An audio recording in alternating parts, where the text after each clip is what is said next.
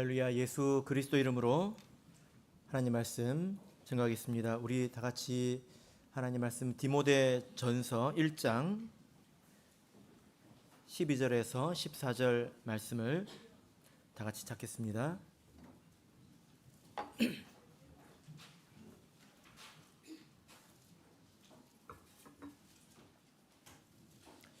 하나님 말씀 디모데전서 1장 12절에서 14절 말씀을 우리 같이 한 목소리로 읽겠습니다. 시작.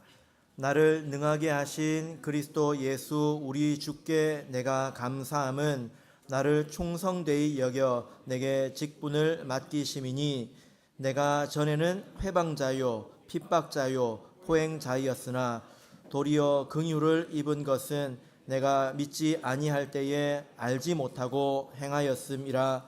우리 주의 은혜가 그리스도 예수 안에 있는 믿음과 사랑과 함께 넘치도록 풍성하였도다. 아멘. 네, 오늘 이 시간은 충성된 직분자라는 제목으로 말씀을 전하겠습니다. 일전에 우리나라 청소년들을 대상으로 해서 여러 나라의 청소년들을 대상으로 해서 국가에 대한 충성도에 대해서 설문조사를 한 적이 있습니다. 당신의 나라에, 당신의 조국에 전쟁이 일어난다면 참전하시겠는가? 이것을 물어본 적이 있었습니다. 일본에 있는 청소년들이 대답하기를 약 41.1%의 청소년들이 나라를 위해서 전쟁에 참전하겠다. 이것은 자기가 죽을 수도 있다라는 것을 이제 받아들이는 거죠. 중국으로 넘어왔더니 14.4%가 참전하겠다라고 했습니다. 그런데 그것만 해도 우리나라보다는 많겠죠. 워낙 인구가 많으니까. 우리나라에 왔더니 10.2%가 참전하겠다 이렇게 대답을 했다고 합니다. 그러니까 10명 중에 9명은 나는 하기 싫다. 10명 중에 1명은 내가 나가 싸우겠다 이렇게 말을 했다는 것입니다. 충성도가 매우 떨어지는 그런 시대가 된 것 같습니다. 비단 나라에 대해서 뿐만이 아니라 소속된 모든 공동체에 대해서 직장이든 학교든 모든 공동체에 대해서 충성도가 많이 약해진 그런 세상이 아닌가 이런 생각이 듭니다. 그래서 왜 이런 결과가 나왔을까 이것을 곰곰이 생각해 보면 어쩌면 이것은 불신에서 비롯된 것 아닐까. 여러 가지 이유가 있겠지만 그런 생각을 해봅니다. 토사구팽이라는 단어가 있지 않습니까? 그죠? 나라가 나를 이용하고 그리고 나서 내 삶을 책임져주고 혹은 내 가족을 책임져주고 끝까지 보호해주고 그런 것이 아니라 나를 이용한 후에 필요 없으면 버린다라는 생각이 든다면 아마 그 충성하고 싶은 그런 마음이 식어지는 것은 자연스러운 것 같습니다. 나라뿐만이 아니라 사실 직원들도 이런 생각을 가지고 있지 않습니까? 어떤 회사나 사업체에 소속된 직원들도 들어보면 불만이 이것입니다. 회사가 나를 가족으로 대우하지 않고 나를 인격체로 대우하지 않고 쓰다가 고장나면 버리는 부품처럼 나를 대한다. 이게 불쾌하다는 거잖아요. 그런데 사실 입장을 바꿔보면 반대도 마찬가지인 것 같습니다. 아닌 사람들도 있겠지만 직원들도 똑같지 않나? 이런 생각을 저는 해보는데 왜냐하면 직원들도 사실은 회사를 이용하고 있는 것 아닙니까? 자기 삶을 위해서. 그죠? 그래서 더 아마 대부분 더 좋은 조건의 직장이 나타난다면 월급을 더 많이 준다든지 환경이 더 좋다든지 이런 직장이 나타난다면 언제든 갈아탈 수 있다. 이렇게 생각을 하지 않을까요? 그러니까 사실 회사든 직원이든 비슷해 보인다라는 것입니다. 이게 이상하지 않은 그런 사회가 된 거죠. 이런 그 사회의 분위기 속에서 이 충성이라고 하는 단어는 굉장히 그 구시대적인 그런 유물이 돼버린 것 같습니다. 구식이 되었다는 거죠. 충성이라는 단어가. 그래서 실제로 군대를 제외하고는 충성이라는 단어를 거의 쓰지 않는 것 같아요. 여러분의 직장에서 혹시 여러분에게 충성을 요구하시던가요? 그러지 않죠? 그런데 단 한 군데 예외가 있다면 어디가 있을까요? 교회죠, 교회. 교회에서는 여전히 충성이라는 단어를 쓰고 있습니다. 오늘 본문을 보시면 바울 사도는 디모데에게 편지를 쓰면서 하나님께 감사하고 있습니다. 바울 사도는 하나님께 충성했던 그런 일꾼이지 않습니까? 그리고 이 자기의 사랑하는 아들 같은 그런 디모데에게 너도 나처럼 살기를 원한다, 이렇게 권면을 하고 있습니다. 아주 따뜻하게 권면을 하고 있지요. 근데 이 바울 사도의 모습을 보면 이렇게 권하는 것이, 또 하나님께 감사하는 것이 참 이해가 가지 않을 수도 있습니다. 납득이 잘 되지 않을 수도 있습니다. 왜 그러냐면요, 왜냐하면 바울 사도는 본래 대단한 사람이었거든요. 본래 갖추어진 사람이었다는 것입니다. 로마의 시민으로 태어났고, 그리고 가말리엘의 제자로서 출세가 보장되었던 그런 사람이지 않았습니까? 그런데 바울 사도는 그 모든 것을 다 해로 여기고 다 배설물로 여겼다, 이렇게 이야기를 합니다. 이 말은 무슨 말입니까? 다 버렸다는 것입니다. 다 내려놨다는 거예요.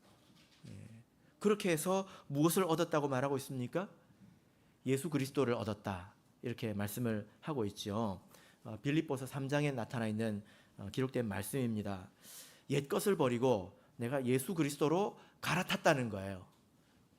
그러면 이 새로운 곳에는 반드시 더 좋은 것이 있겠죠. 좋은 것이 있겠죠. 그 예수 그리스도 안에서 이 바울 사도가 얼마나 수고했는지, 또 하나님께 충성했는지 우리 성도님들께서 아주 많이 들으셨을 것입니다. 바울 사도는 선교 여행을 몇 번이나 했죠. 그죠? 선교 여행을 몇 번이나 했습니다. 그 기간 중에 죽을 뻔하였고, 또 많은 어려움, 배고픔, 추위, 고통, 두려움, 이런 것들을 많이 겪었습니다. 이것을 우리가 말로 하기는 쉽죠. 그죠? 근데 그 일을 실제로 하는 것은 굉장히 어렵다는 것입니다. 제가 지난 2주 동안 우리 전국에 있는 그 참예수 교회를 제주도 빼고 다 순방을 했습니다. 교회 순방을 했는데요. 가는 곳마다 우리 성도님들께서 환대를 해주시고, 그리고 교회도 대체로 평안했습니다. 주요 목적은 가서 교회 형편을 이렇게 살피고 또 총회 방향을 또 설명하는 이제 그런 일을 하고 왔는데요. 근데 이 2주간의 일정이 굉장히 힘들더라고요. 가는 데마다 환대를 해주시고 하는데도 힘들더라고요. 왜냐하면은 교회 들러서 잠시 빠른 속도로 교회를 이제 파악하고 전달하고 또 다른 곳으로 이동해야 합니다. 그래서 잠자리가 굉장히 불규칙적이죠. 어떤 날은 일찍 자야 되고, 어떤 날은 늦게 자야 되고, 어떤 날은 일찍 일어나야 되고, 그리고 이제 푹신한 데서 자다가 딱딱한 데서 자니까 아침에 일어났을 때 어디 몽둥이로 맞은 것처럼 이렇게 몸이 찌뿌듯하더라고요. 그리고 베개가 안 맞아요. 베개가 안 맞아가지고 얼마나 이렇게 불편한지, 제가 2주 차에는 목에 담이 와가지고 목이 안 돌아갔습니다. 그러니까 우리 그 다른 목사님들이 저를 운전을 안 시키더라고요. 목이 안 돌아가니까. 지금은 잘 돌아갑니다. 네. 가는 곳마다 환대를 받고, 그리고 교회도 대체로 평안했습니다. 큰 문제가 없었습니다. 그런데도 2주간밖에 안 되는데도 힘들더라고요. 근데 바울 사도는 가는 곳마다 핍박을 받지 않았습니까? 그리고 그 기간이 2주가 아니라 1년, 2년 이렇게 긴 기간이었잖아요. 그러니까 이것이 얼마나 힘들었을까요? 제가 교회 행사를 해보면 하루 밖에서 자는 것도 힘들어하는 분도 있습니다. 하루 자는 것도요. 그러니까 바울 사도는 얼마나 힘들었고 얼마나 수고를 많이 했을런지 우리가 생각할 수 있는 것 아니겠습니까? 근데 이 수고 위에 이것만 해도 누구도 바울 사도를 탓할 수 없었을 텐데, 바울 사도는 자기가 누릴 수 있는 것까지도 누리지 않은 사람입니다. 우리 고린도전서를 보겠습니다. 고린도전서 9장 4절을 보겠습니다.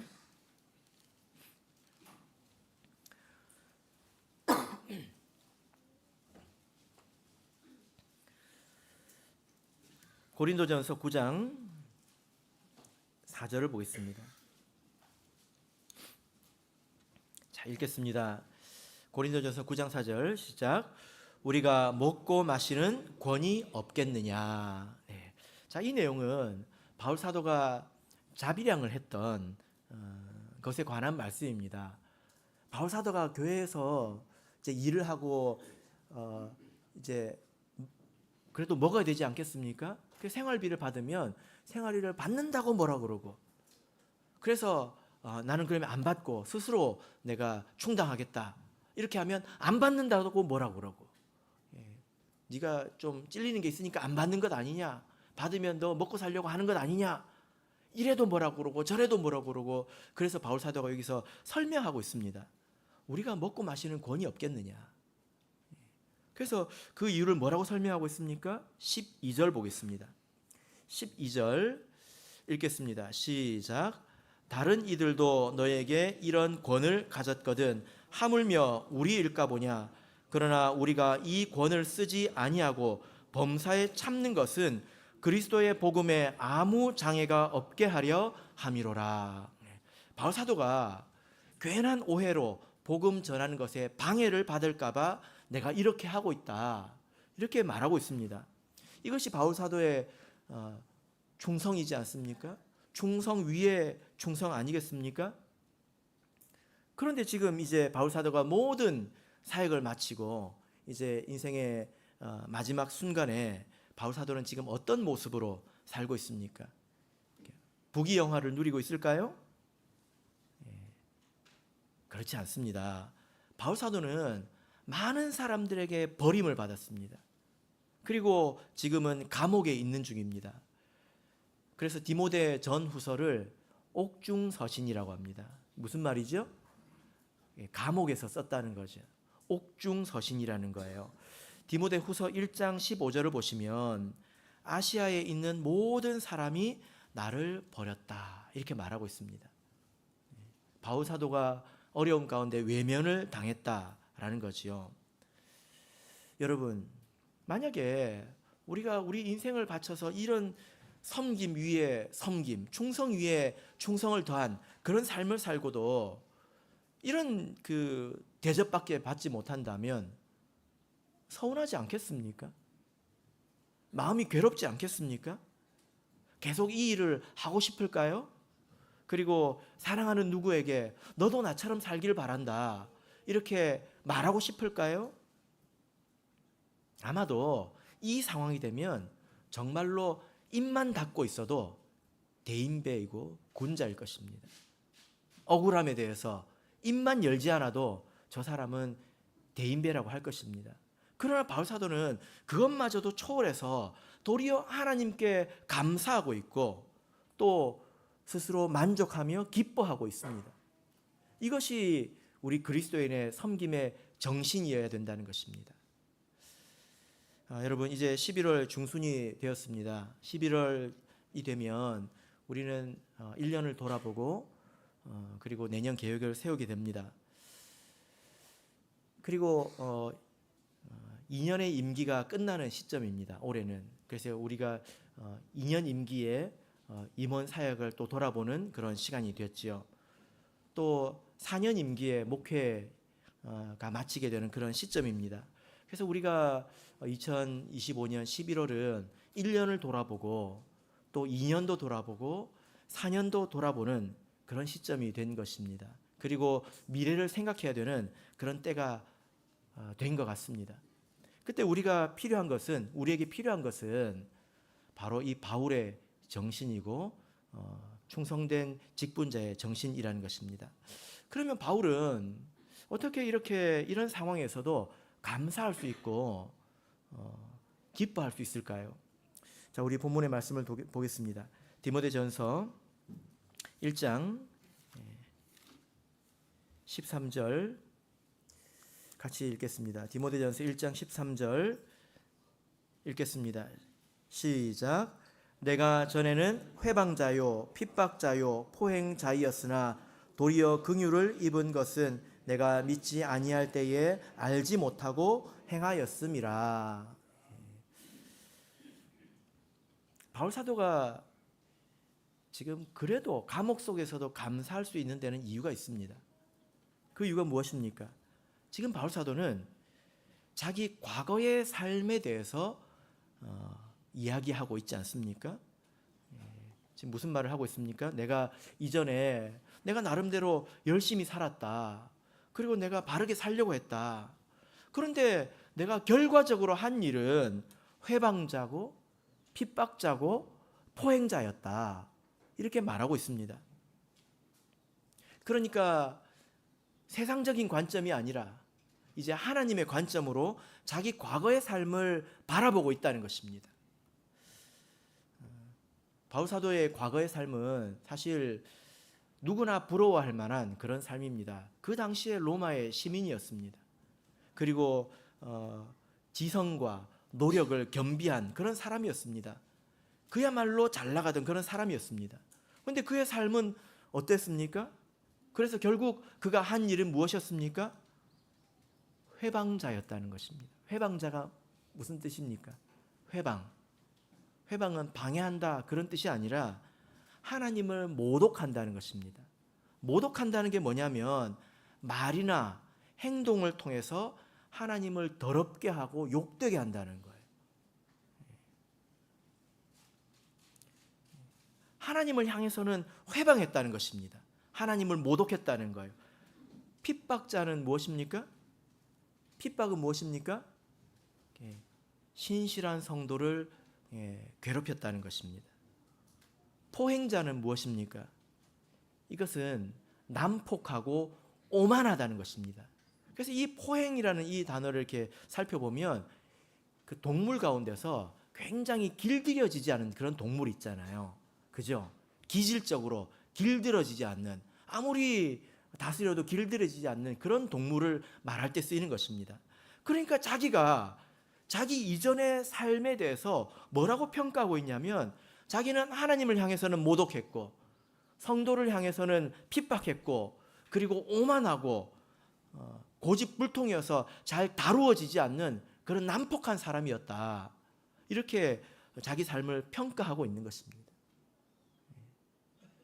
여러분, 바울 사도가 지금 이제 감옥에 갇혀서 춥고 또 외롭습니다. 습하고 또 고통스러웠을 것입니다. 그러면 그때 내가 그때로 돌아갈 걸, 그때 내가 왜 그랬을까? 나의 선택을 후회하고 이렇게 살아온 것을 후회했을까요? 바울 사도는 전혀 그렇지 않습니다. 도리어 과거에 자기가 알지 못하고 행했던 그 삶에 대해서 내가 그 삶에 머물러 있었다면 내가 도대체 무엇이 되었으려나 하고 두려워하는 마음이 있다는 것입니다. 이게 바울 사도가 참 훌륭한 점이지요. 사람은 보통 자기 과거에 대해서 후하게 말하지 않습니까? 여러분은 어떠신 것 같아요? 내가 어쩔 수 없었다. 내가 잘 몰라서 그랬다. 좀 자기 선택과 자기 삶에 대해서 후하게 말해주지 않습니까? 그런데 바울 사도는 아주 냉정하게 자기 삶에 대해서 바르게 평가하고 있습니다. 자기는 핍박자였고 또 하나님을 모독했고 그리고 아주 오만불손했다는 것입니다. 여러분, 이런 판단이 있었기 때문에 과거로 돌아가지 않는 것이죠. 과거를 후회하지 않는 것입니다. 여러분, 만약에 우리에게 이런 마음이 없다면 어떻게 될까요? 우리에게 이런 마음이 없다면 하나님 없는 삶, 하나님을 섬기지 않는 삶이 어떤 것인지를 깨닫는 마음이 없다면 우리가 어떻게 될까요? 여러분, 사람과 동물이 다른 점이 무엇입니까? 어떤 면에서는 다를 것이 없습니다. 그렇지 않습니까? 자, 우리 전도서 3장을 보겠습니다. 전도서 3장 18절, 19절을 보겠습니다.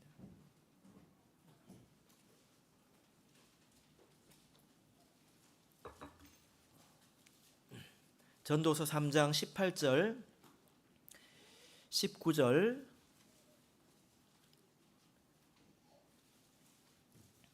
자, 읽겠습니다. 전도서 3장 18절 19절 읽겠습니다. 시작. 내가 심중에 이르기를 인생의 일에 대하여 하나님이 저희를 시험하시리니 저희로 자기가 짐승보다 다름이 없는 줄을 깨닫게 하려 하심이라 하였노라. 인생에게 임하는 일이 일반이라 다 동일한 호흡이 있어서 이에 죽음같이 저도 죽으니 사람이 짐승보다 뛰어남이 없음은 모든 것이 헛됨이로다.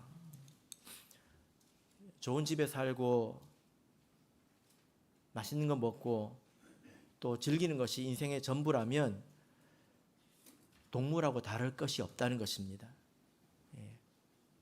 비싼 거 먹고 동물보다 비싼 거 먹고 비싼 똥을 싸는 것이죠. 그것에 불과하다는 것입니다. 다를 게 없다는 것입니다. 우리 인생이 동물보다 비싼 거 먹고 동물보다 비싼 똥 싸기 위해서 우리가 열심히 하루하루 살아가는 것이라면 동물하고 뭐가 다르냐는 거예요.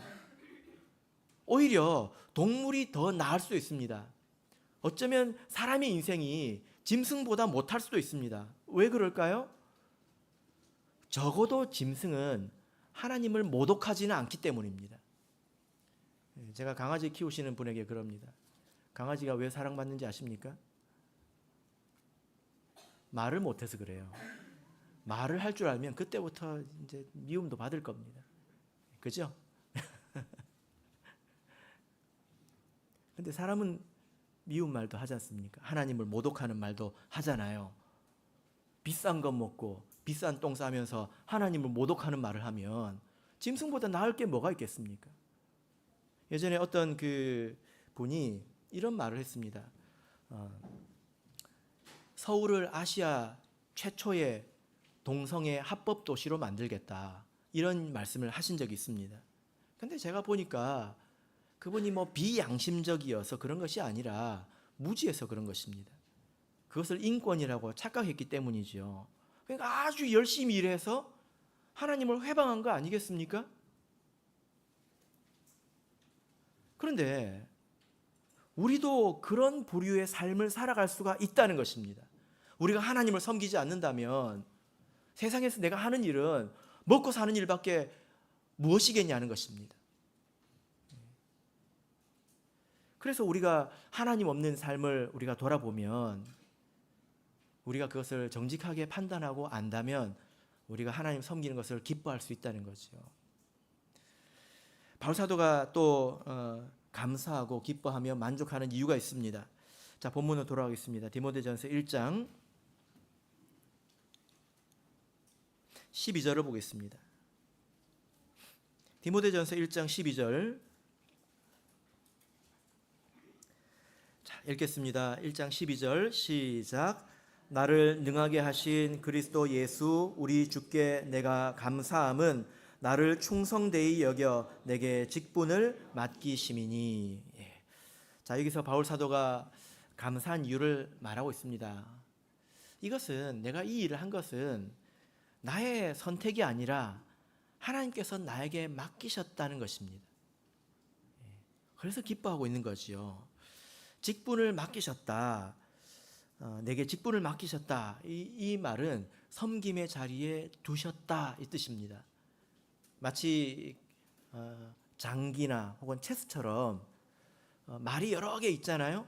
그죠? 그 중에 하나를 이제 내가 말이 되어서 하나님 나를 딱 잡고 필요한 위치에 딱 두신 것처럼 하나님께서 나를 여기에 두셨다. 필요한 자리에 두셨다라는 믿음이 있기 때문에 바울 사도가 기뻐하고 감사하고 있는 것입니다. 여러분, 이 직분은 투표를 통해서 얻은 것도 아니고 또 자기가 하고 싶어서 한 것도 아닙니다. 현상적으로 보이는 것은 그런 것이지만 그러나 그 이면에는 하나님의 택하심이 있는 거지요. 바울 사도를 한번 생각해 보십시오. 바울 사도는 사람들이 다 인정합니다. 왜냐하면 아주 극적으로 부르심을 받았지 않습니까?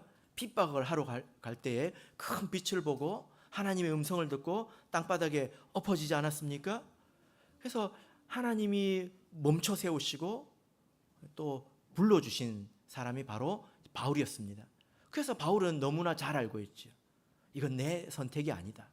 내가 한 것이 아니라 하나님께서 나를 부르셨다. 이것을 알고 있지 않습니까? 그런데 이제 여기서 좀 우리 성도님들의 어려움이 있는 것 같습니다. 나는 바울 사도처럼 이렇게 극적으로 부르심을 받지 않았는데, 이제 간혹 신학을 지원하는 경우에도 이런 일을 기대하고 기다리는 그런 경우도 있는 것 같아요. 여러분들도 바울 사도처럼 말에서 떨어지고 싶으십니까? 땅바닥에 엎어지고 싶으십니까? 그러면 디모데는 말에서 떨어졌을까요? 성경에서 말에서 떨어져서 부르심을 받은 사람이 몇 명 있습니까? 그냥 바울 사도만 부르심을 입은 사람입니까? 그렇지 않죠. 12절을 보시면 나를 능하게 하신 그리스도 예수 우리 주께 이렇게 말하고 있습니다. 우리 주께. 여기서 말하는 우리는 누구죠? 바울과 디모데만을 말하는 바울과 자신만 말하는 게 아니라 우리 주라고 이렇게 말하고 있지 않습니까? 여러분, 하나님은 사람을 부르실 때 다양한 방식으로 또 다양한 목적을 위해서 하나님께서 부르십니다. 그러나 그 안에 있는 하나님의 섭리는 동일합니다. 그죠? 고린도전서 12장을 보겠습니다. 고린도전서 12장 5절 6절을 보겠습니다. 고린도전서 12장 5절 6절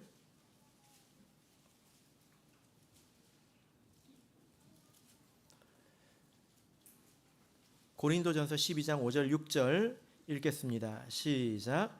직임은 여러 가지나 주는 같으며 또 역사는 여러 가지나 모든 것을 모든 사람 가운데서 역사하시는 하나님은 같으니. 하나님은 다양한 목적으로 다양한 사람을 다양한 방식으로 부르십니다. 사도행전 1장을 보면 마띠아를 사도로 다시 뽑지 않습니까? 어떻게 뽑습니까? 어떤 조건을 가지고 후보를 세우지요. 그리고 나서 제비로 뽑습니다. 믿음 없는 사람이 볼 때는 나머지 11사도와 좀 다르다고 말할 수 있을 것 같아요. 그죠? 나머지 11사도는 이랬는데 쟤는 그냥 얻어 걸렸다. 뭐 이렇게 말할 수 있지 않겠습니까? 그러나 우리는 믿지요. 그 속에 하나님의 섭리와 역사가 있다. 이렇게 믿습니다. 예전에 우리 교회에서 이제 많이 들었던 간증 가운데서 진가음 자매의 환상이 있는데 그건 여러 번 들어보셨을 거예요.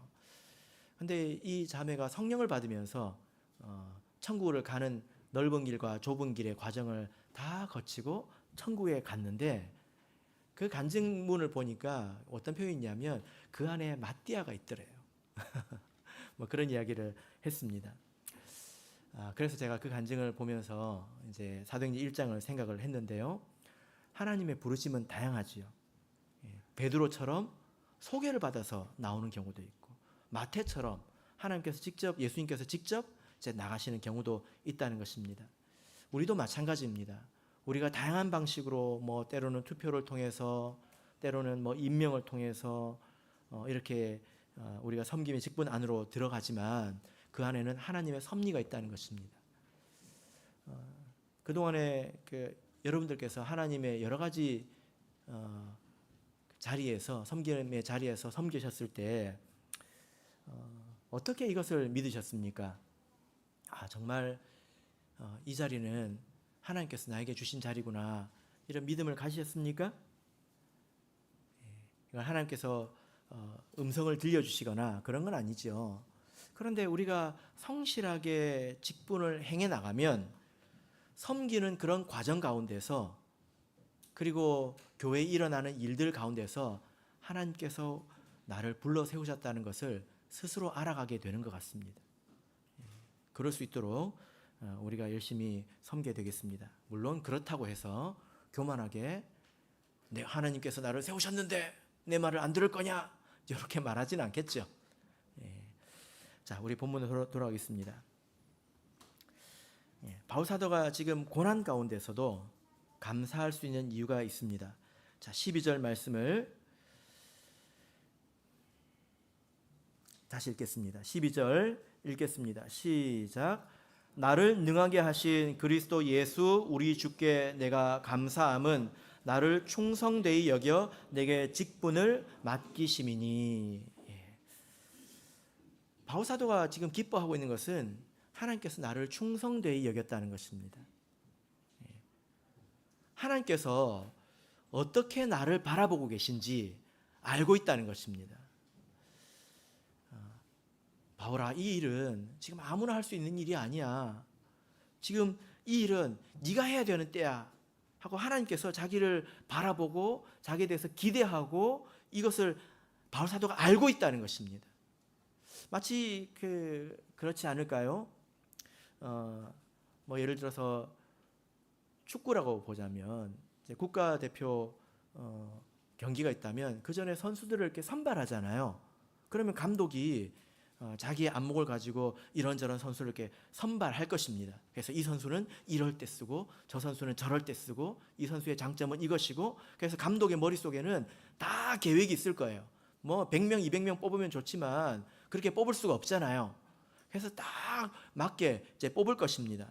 그러고 나서 경기에 이르러서 아주 경기가 치열하지 않습니까? 그리고 어느 때가 되어서 어떤 이 한 선수를 내어 보낼 때 감독의 마음이 어떻겠습니까? 이때가 바로 너의 때이다. 그리고 감독이 그 선수가 나가서 잘하기를 바라는 마음이 얼마나 간절하겠습니까? 이 문제를 해결해 주기를, 막힌 곳을 뚫어 주기를 바라는 그 감독의 마음이 얼마나 크겠습니까? 어려움이 있지만 지금은 너의 때이다 하고 감독이 간절히 바라지 않겠습니까? 근데 선수가 그 감독의 마음을 안다는 거예요. 나약해가지고 아이고 저는 힘이 없어요. 아이고 힘들어요. 왜 이런 상황에서 저를 보내려고 그래요? 왜 1대1로 비기고 있는데 저를 보내려고 그래요? 5대0으로 이기고 있을 때 보내야지. 이렇게 나약해 빠져가지고 감독한테 투정이나 부리고 아유 안 나가요. 앉아가지고 그냥 이제 울고 있으면 감독이 보기 어떻겠습니까? 바울은 하나님의 마음을 알았다는 것입니다. 근데 바로 이것이 바로 예수 그리스도의 마음 아니겠습니까? 요한복음 12장을 보겠습니다. 요한복음 12장 27절입니다.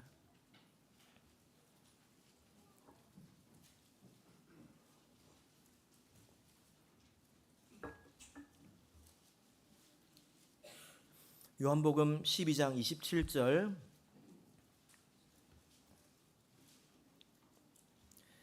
요한복음 12장 27절 같이 읽겠습니다.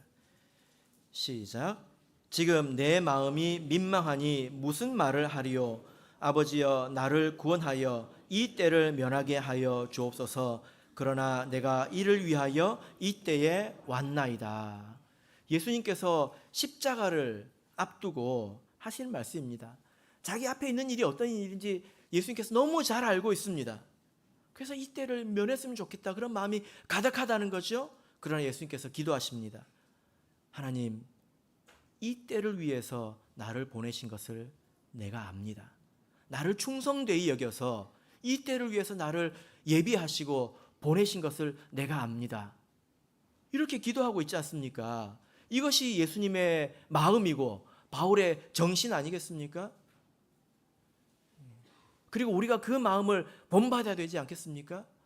조금만 힘들어도 하지 않으려고 하고 조금만 성가셔도 외면하고 그런다면 그것은 정말로 부끄러운 것입니다. 제가 이번에 우리 참예수교회 전체 한국 교회를 이렇게 순방하면서 예전에 제가 다 가봤던 교회이고 다 아는 교회지만 이렇게 짧은 시간에 전체를 다니면서 느낀 점이 있습니다. 그것은 뭐냐면 지금은 이제 변화를 시도해야 되는 시점이 되었다는 것입니다. 어떤 교회는 소멸해 가고 있습니다. 그런데 물론 하나님께는 모든 것이 가능하지요. 그런데 소멸이 확정된 것처럼 시간 문제인 그런 교회가 있습니다. 그리고 어떤 교회는 겨우 연명하고 있습니다. 최선을 다해서 유지하고 있다는 거예요.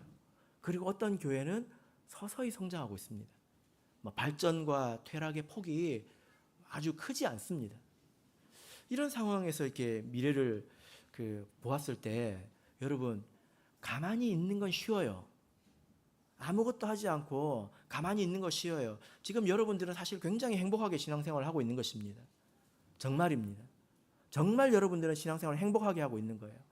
근데 여기서 가만히 있으면 전체 참예수교회가 서서히 죽어갑니다. 그러면 우리 후손들, 우리 자손들이 치르는 대가는 아주 큽니다. 시골에 있는 교회는 전체 나라를 보면 시골 자체에 사람이 없지 않습니까? 그러니까 그 교회는 존재만으로도 최선을 다하고 있는 거예요. 70대, 80대가 임원을 맡고 있습니다. 그러려면 그것과 겸해서 우리 한국 교회가 전체적으로 균형을 맞추려면 도시에 있는 교회가 발전해야 합니다. 그래야 평균이 맞아져요. 우리가 가만히 있지 않습니까? 우리는 그냥 평안한 것 같죠? 그냥 전체적으로 보면 이제 퇴락하고 있는 것입니다. 쇠락하고 있는 것입니다. 그래서 도시교회가 성장해서 교회가 분설해야 합니다. 그런데 분설했다가 서로 어려움을 겪을 수 있기 때문에 정말 힘 있는 교회가 되어서 분설해야 합니다.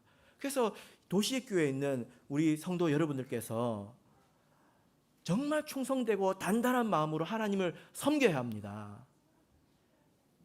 제가 처음 이제 왔을 때부터 예배 인원수가 많이 회복이 됐어요. 1년에 10%, 20%쭉 왔는데 저는 어떤 생각을 가졌냐면 2025년부터 진짜라고 생각했습니다. 이게 진짜 우리 모습입니다. 무슨 말인지 이해되십니까? 그전에는 신육만 해도 나아지고 조금만 힘을 써도 나아질 때였습니다. 근데 지금은요, 마음을 단단하게 먹고 힘을 쏟지 않으면 이제 안 되는 때가 왔어요.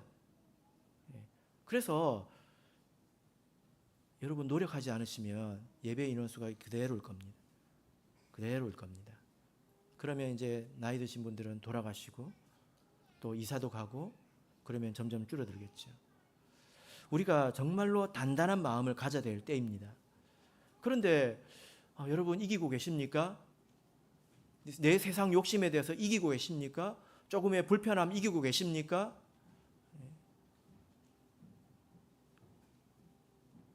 만약에 우리가 지금 승리하는 신앙생활을 하지 않는다면 견디고 무엇이라도 해서 내가 어떻게든 해야 되겠다, 이런 마음을 가지고 각자의 자리에서 섬겨내지 않으면 우리 후손들이 정말 큰 대가를 치를 것입니다. 어떻게 하기를 원하십니까? 원망하고 투정하다가 주님을 만나겠습니까? 아니면 바울 사도처럼 힘을 다하겠습니까? 14절을 보겠습니다. 디모데전서 1장 14절입니다.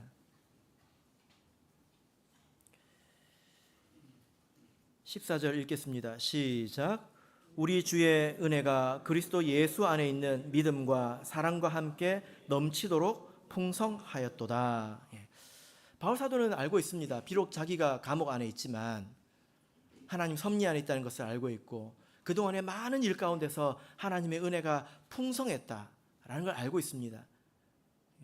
많은 이적 기사가 있었고 하나님 도움이 있었고 복음이 퍼졌다는 것입니다.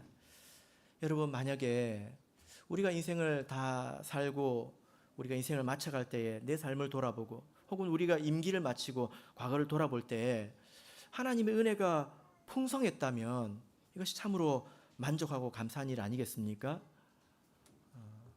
근데 여러분, 혹시 하나님은 어떤 사람은 은혜를 주시고 어떤 사람에게는 은혜를 안 주신다,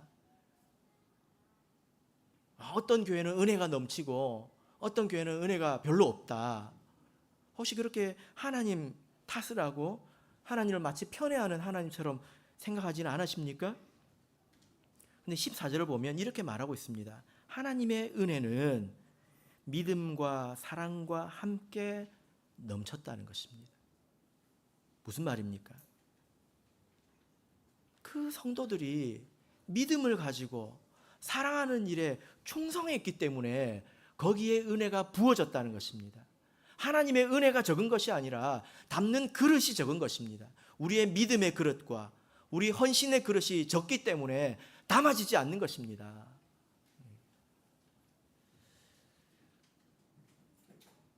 하나님은 정말로 하시고자 하는 자, 하고자 하는 자에게 은혜를 주십니다. 제가 교회를 이렇게 다니면서 교회 순방 중에 제가 교만하게 교회를 판단할 수는 없습니다. 그런데 제가 분명히 본 것은요, 우리가 같은 하나님을 믿고 있지만 하고자 하는 교회 하나님은 은혜를 주신다는 것입니다. 하고자 하는 사람들에게 하나님은 은혜를 주신다는 것입니다. 단단한 마음으로, 강인한 마음으로 섬기고자 할 때에, 이기고자 할 때에, 길을 찾고자 할 때에 하나님이 은혜를 주신다는 것입니다. 나약한 마음을 가지고 조금도 해결해내지 못하고 그냥 예배 나오고 목자님 눈이나 피해 다니고 그러면 우리 그릇이 너무 작은 거예요. 담아지지 않습니다. 여러분, 지금은 우리가 우리 그릇을 넓힐 때입니다. 우리 삶을 보십시오. 세상에서는 얼마나 수고하고 헌신하고 삽니까? 제가 이제 4년이 돼가지고 알 만큼 알거든요. 그래서 제가 그런 말 할 자격이 있다고 생각합니다. 4년이나 되었기 때문에. 세상에서 얼마나 수고하고 열심히 하냐 이 말이에요. 그런데 어떻게 교회만 오면 바보가 되냔 말입니다. 세상에서는 그렇게 창의적으로 열심히 하면서 어떻게 교회만 오면 소극적으로 변하냐 이 말입니다. 왜 못 이겨내냐 이 말이에요. 왜 목자만 바라보냐 이 말입니다. 우리가 그것을 좀 넘어서야 합니다. 그런 마음을 가지고 서로 힘을 합력해야 우리의 지경이 넓어지고 그리고 이 자리가 가득 차게 되고 하나님의 나라가 확장되게 되는 것입니다. 그런 교회가 행복한 교회입니다. 하나님의 은혜가 넘치는 교회가 되는 것입니다. 여러분, 소극적으로 살지 마시고 우리 믿음을 가지고 자기 욕심도 좀 이겨내고 내가 이것 하나 못 이기느냐, 이런 어려움 하나 못 이기느냐, 하나님 걱정하지 마세요, 제가 견디겠습니다, 이런 마음을 가지고 해야 될 때라는 것입니다. 그래서 바울 사도가 그런 마음으로 살았기 때문에 하나님의 은혜가 넘치도록 풍성하였다 이렇게 말하고 있지 않습니까? 그래서 바울 사도가 결과적으로 이렇게 말합니다. 12절 보시면 나를 능하게 하신 그리스도 예수, 예수님께서 나를 능하게 하셨다는 것입니다. 여러분, 우리 앞에 선택지가 있습니다. 저는 우리 참예수교의 미래가 암울하다고 생각하지는 않습니다. 밝은 미래가 있지만 그러나 또한 하기 나름이라는 생각도 듭니다. 물론 모든 것은 하나님의 뜻에 따라서 결정이 되겠지요. 그러나 우리 앞에는 밝은 미래도 있다는 것입니다. 우리가 이 시점에서 우리가 핑계에 가득한 무덤이 될 것인가, 아니면 하나님과 동행하는 자가 될 것인가, 우리가 선택해야 합니다. 말씀의 결론 맺겠습니다. 여러분, 우리는 허무한 인생을 벗어나서 섬길 수 있는 자리에 왔습니다. 우리가 맡은 일에 충성할 때에 하나님께서 살아계신 것을 우리가 다 알게 될 것입니다. 바라옵기는 맡은 바 자리에서 바울처럼 단단한 마음을 가지고 끝까지 섬겨 나가시기를 예수 그리스도 이름으로 축복합니다.